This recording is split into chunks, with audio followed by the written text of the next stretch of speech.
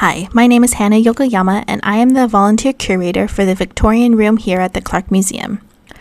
During the late 19th century, some Humboldt County residents became wealthy through the exploitation of cheap immigrant labor in building the lumber, shipbuilding, and natural resource extraction businesses that made Humboldt County famous. This generation of individuals, called the Victorians, highly valued wealth and flaunted it in their ornate, elaborately decorated homes, complementing the new economic changes of worldwide free markets. Victorians placed an emphasis on raw materials, property accumulation, and extravagant conspicuous consumption.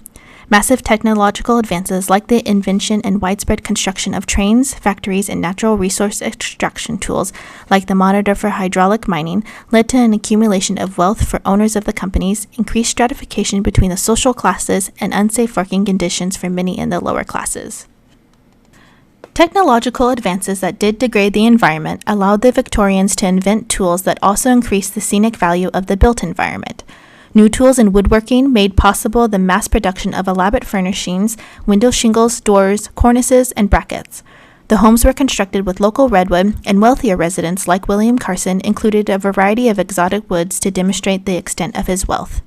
The homes featured custom and mass-produced scroll saw-cut shapes like spheres and scallops, which earned them the name of gingerbread houses due to their resemblance to the sugar-coated Christmas confection.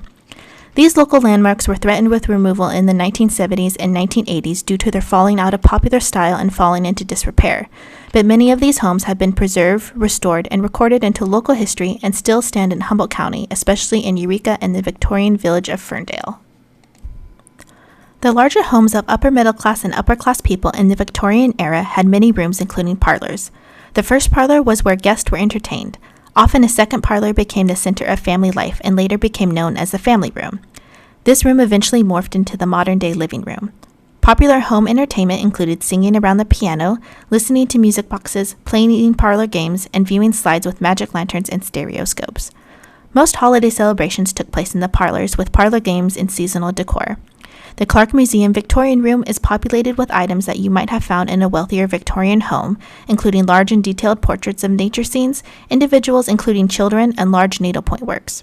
With a close look, you'll see scrapbook, needlework, and framed flowers of human hair, which are products of popular hobbies for women of the time. The home was decorated and operated by the woman of the household. Proper behavior, following established rules in society and in the home, was paramount for many in the upper classes, and it was largely the role of women, and servants if the family was wealthy, to maintain the home as a haven from the dirty and dishly degraded world outside. This frequently is referred to as the cult of domesticity. The cult existed through a majority of the 1800s and was firmly established by the end of the century, particularly in rural areas like Humboldt County. The cult placed women at the center of home life, including caring for children, modeling and teaching morality, and keeping the house, a role some determined was established by God. Books from this period included detailed manuals on how to properly and effectively manage homes, families, and servants, and morality was most expressed through the embodiment and expression of Protestant beliefs against alcohol, poverty, and decay brought on by urbanized lives. Men worked outside of the home, which was thought of as the men's sphere of influence. They were leaders in local, regional, and national politics, business, and more, while the women were expected to remain home and care for the home, garden, and children.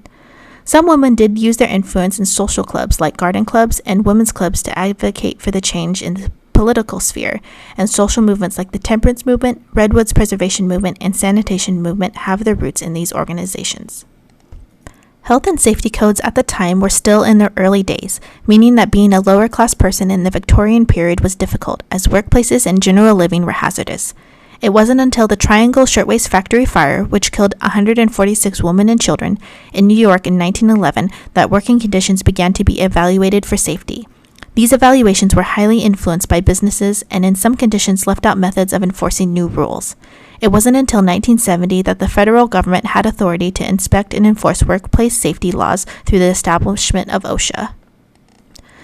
Additionally, there were little standards in the preparation of preserved food and medicines for sale through mail-order catalogs, a new development that came with advancing transportation systems. The Food and Drug Administration had not been established yet to monitor patent medicines peddled in magazines and by traveling conmen, which claimed to provide cures for hundreds of ailments from forgetfulness to women's problems, hysteria, the flu, and more, while containing high quantities of alcohol and present-day narcotics like morphine. Crowded living spaces made maintaining sanitation difficult as well, and diseases travel quickly through contaminated water and close living quarters with poor ventilation.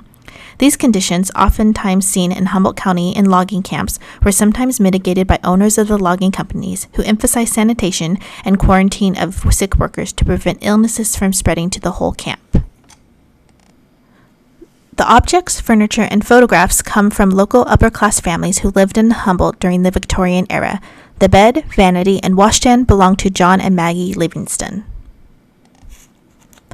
John Livingston was born in Illinois. After being orphaned, he lived with his uncle in San Francisco, then moved to Eureka in 1877 at age 21. He worked as a bartender and later owned the Palace Saloon on 2nd Street between F and G and the Poplar Livery Stable at 3rd and D. In 1891, the bedroom suite was given as a wedding gift from Maggie's parents, George and Sarah. A duplex at 3rd and J Street was built for the couple as a wedding gift from Maggie's brother, Thomas. The stained glass light fixtures and the table lamp are all from the Amelia Carson mansion. Amelia Carson lived her entire life in Eureka, California from 1872 to 1957. She was the wife of Sumner Carson, who was prominent in the lumber industry. Sumner was the son of William Carson. The Amelia Carson Mansion was also built by William Carson and is no longer standing on J Street in Eureka, California.